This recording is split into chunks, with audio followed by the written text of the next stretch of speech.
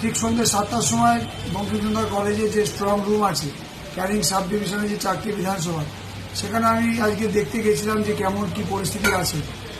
কারণ এমনিতে দেখছেন যে একদিকে CRPF, RPF, CRPF, central force, অন্যদিকে বিজেপি, সেন্ট্রাল সমস্ত টিম এবং অন্যদিকে যারা আছে নির্বাচন কমিশন থেকে আরম্ভ করে সবগুলো একটা জোট বেঁধেছে এই বাংলার বাঙালিকে শেষ করার চক্রান্ত করছে।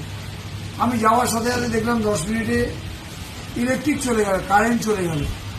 এমন একটা পরিস্থিতি যেখানে স্ট্রং রুম বঙ্কিমচন্দ্র কলেজ, সেই বঙ্কিমচন্দ্র কলেজ কারেন্ট যাওয়ার পর দীর্ঘ প্রায় 20 মিনিট পর আপনার ইলেকট্রিক এসছে জেনারেটর। 20 মিনিট জেনারেটর অফ ছিল, কারেন্ট অফ ছিল, অন্ধকার, ঘুটঘুটে অন্ধকার। এবং সাথে সাথে আমি প্রায় 15-20 মিনিট সিসিটিভিও ঝাপসা অফ ছিল।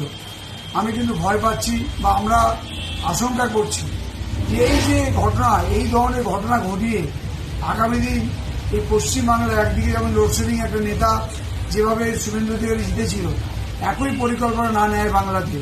তাই আমি বলবো যে এটা যারা দায়িত্ব আছে আরও তাদেরকে তদন্ত করার জন্য যে একটা স্ট্রং রুম থাকা অবস্থায় কেন এত দেরি করে ইলেকট্রিক আসতে দেরি হলো, জেনারেটর চালাতে দেরি হলো এবং সিসিটিভির কেন সিসিটিভি অন হলো না, সেটা দেখার জন্য আমি আমাদের আরও যিনি আছেন তাকে বলব।